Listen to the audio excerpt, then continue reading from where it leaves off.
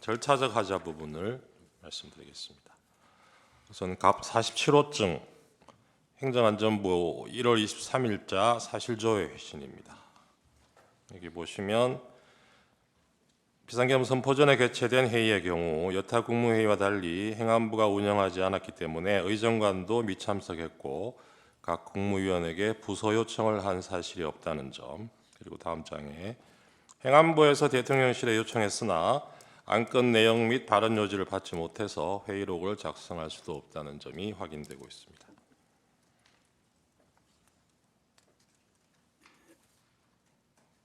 다음 2025년 2월 6일자 국회 국정조사특위 회의록 중에 내용입니다. 여기서 한덕수 총리가 증언을 했는데요. 이 비상계엄 선포 전 개최된 회의는 워낙 절차적, 실체적 흠결이 많아서 정식 국무회의라 보기 어렵다. 그러면 꼭 그리고 다음 장에 최상목 권한대행도 같은 날 출석을 해서 피청구인이 국무회의 의안이라고 주장하는 김영현 증언도 그렇게 얘기했던 계엄 선포문이라는 것을 본 적이 없고 해당 내용에 대해서 심의가 이루어지거나 안건이 올라온 적도 없으며 자신은 이날 회의를 국무회의라고 생각하지 않는다라고 명확히 진술을 했습니다. 한덕수 총리님. 그리고 한덕수 총리도 개최 이날 회의에서 포고문을 본 적이 없다고 진술을 한 바 있고요. 그리고 갑 36호증의 1 한덕수 경찰 피의자 신문 조서를 보면 피청구인의 계엄 선포 의지가 확고해서 다른 국무위원들의 말도 들어보시라고 했고 이에 대해서 피청구인이 그럼 그렇게 한번 모아보세요라고 대답한 사실을 진술하고 있습니다. 그러면서 사람이 모였다는 것 말고는 간담회 비슷한 형식이었고 개의 종료선언 등의 절차도 없었다고 진술하고 있습니다. 그리고 이어서 다음 장입니다. 간사도 그렇고 아무것도 없었다. 회의록도 없을 것이다. 이렇게 진술을 하고 있습니다. 다음 29호증의 12, 36호증의 6 조규홍에 대한 피의자 신문조서 내용입니다. 자신이 들어오고 나서 2, 3분 후에 피청구인이 나갔다. 그리고 국무회의인 줄도 모르고 갔고 현재도 그 회의가 국무회의인지 장담할 수 없다. 안건에 대해서도 몰랐고 출력물 또한 준비되어 있지 않았다고 진술하고 있습니다. 29호증의 15는 그리고 36호증의 5는 송미령 진술조서입니다. 자료 같은 것은 없었다. 그리고 계엄 선포문 포고령 받아본 적 없고 개회선이나 안건 설명도 없었다.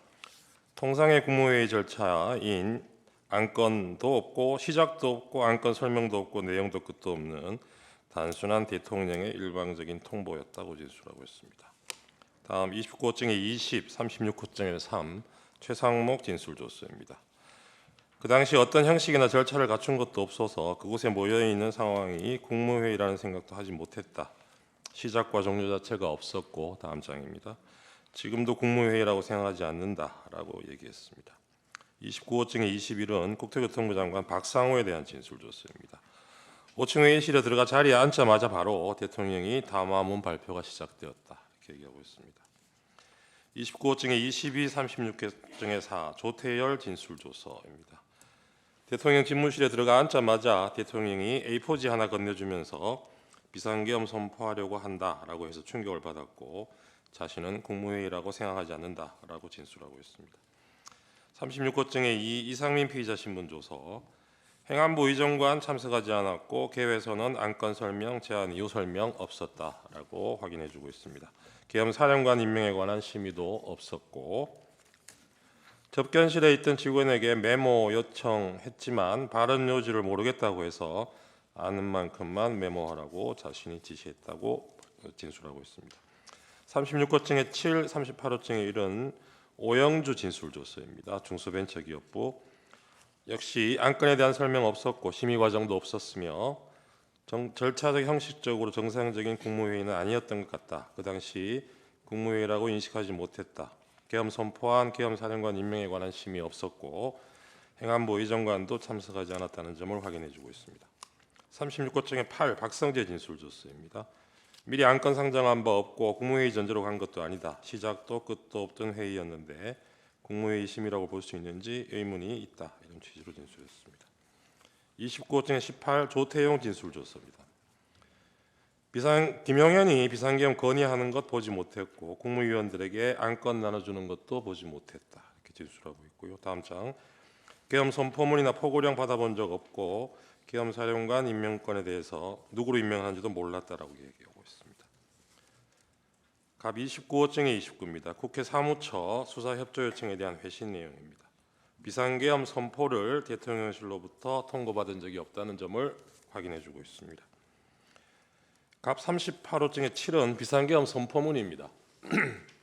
김영현은 이 문건이 국무회의 심의 자료였다고 이 법정에서 증언을 했습니다. 그런데 이 자료는 일부 국무위원만 보았다고 할 뿐 심의 자료로 전 국무위원에게 배포되지도 않았고 실제로 이 문건을 가지고 심의가 이루어지지도 않았을 뿐만 아니라 계엄 선포문은 국무회의 심의와 국무위원회 부서를 거쳐 대통령이 계엄을 선포한 후에 공고하는 문건이라는 점에서 심의 자료가 될 수 없는 자료입니다.